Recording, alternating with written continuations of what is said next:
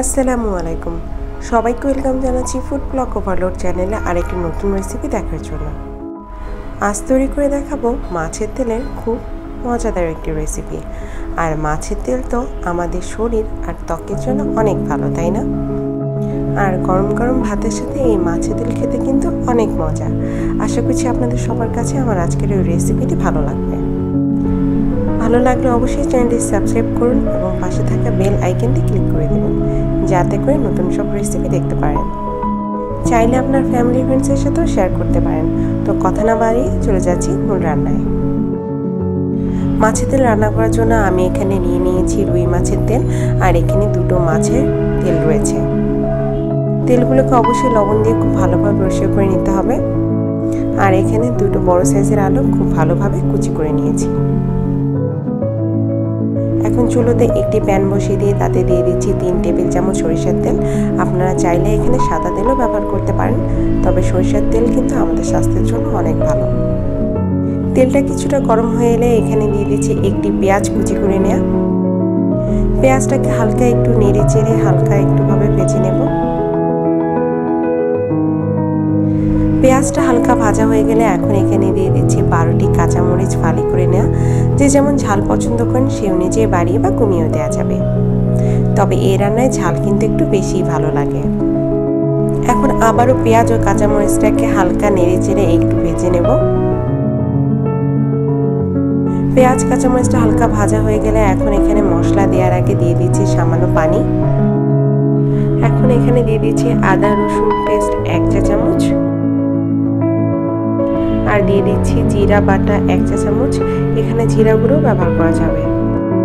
সাথে দিয়ে দিচ্ছি হলুদ গুঁড়ো 1/2 চা চামচ,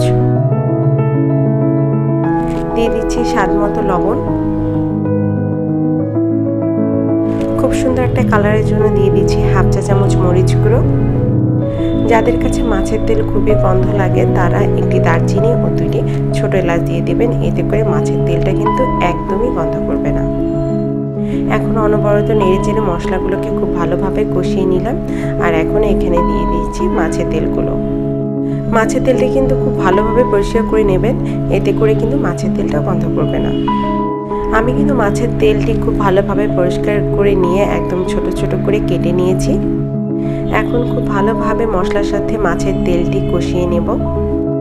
প্রায় 2 থেকে 3 মিনিট খুব ভালোভাবে কষিয়ে নেওয়ার পর এখন এখানে দিয়ে দিচ্ছি কুচি করে নেওয়া আলুগুলো। আলুর পরিমাণটা যে যেমন পছন্দ করেন সে অনুযায়ী দিয়ে দেবেন, তবে মাছের তেলে আলু কিন্তু একটু কম করে দিয়ে খেতে অনেক মজা লাগে। এখন আলু কুচিগুলোকে খুব ভালোভাবে মাছের তেলের সাথে ভেজে নিতে হবে। আর এই কাজটি চুলোর আঁচটি মিডিয়াম থেকে লোতে রেখেই করব, এতে করে আলু কুচিগুলো খুব ভালোভাবে ভাজা হয়ে যাবে এবং সেদ্ধ হয়ে যাবে।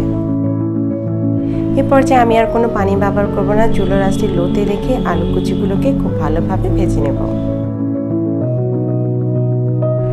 খুব বেশি অনবরত নাড়তে যাবেন না, তাহলে কিন্তু আলু কুচিগুলো একদমই ভেঙে যাবে আর খেতেও ভালো লাগবে না। দেখতেই পাচ্ছেন আমি কাজটি কিভাবে করছি। এক পাশ ভাজা হয়ে গেলেই তবেই অপর পাশ উল্টে দিচ্ছি। দেখতেই পাচ্ছেন আমার মাছের তেলটি কিন্তু অলমোস্ট ভাজা হয়ে গেছে। এখন এখানে দিয়ে দিচ্ছি ধনেপাতা কুচি 1/2 কাপ।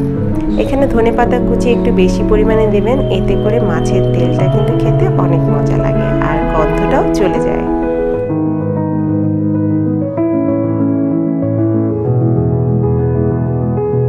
এখন ধনেপাতা কুচিগুলো দিয়ে আবারও মাছের তেলটিকে হালকা একটু নেড়ে চেড়ে ভেজে নেব প্রায় 2 মিনিটের মতো। 2 মিনিট ভাজা হয়ে গেলেই চুলোর আঁচটি অফ করে দিচ্ছি। ব্যাস তৈরি হয়ে গেল। তো আমার কিন্তু গরম গরম ভাতে এই মাছের তেলটি হলে মাছ মাংস আর কিছুই লাগে না। তো আপনারা অবশ্যই বাসায় ট্রাই করে দেখবেন। সিম্পল এই রেসিপিটি কিন্তু খেতে অনেক মজা লাগে। বাসায় অবশ্যই ট্রাই করবেন এবং আমাকে কমেন্ট বক্সে জানাতে ভুলবেন না রেসিপিটি কেমন লেগেছে। ভালো লাগলে অবশ্যই একটি লাইক দিবেন এবং চ্যানেলটি সাবস্ক্রাইব করে পাশেই থাকবেন। পাশে থাকা বেল আইকনটি ক্লিক করে দেবেন নতুন সব রেসিপি দেখার জন্য। চাইলে আপনার ফ্যামিলি ফ্রেন্ডসের সাথেও শেয়ার করতে পারেন। সবাই অনেক ভালো থাকবেন। আজকের মতো এখানেই বিদায় নিচ্ছি। আল্লাহ হাফেজ।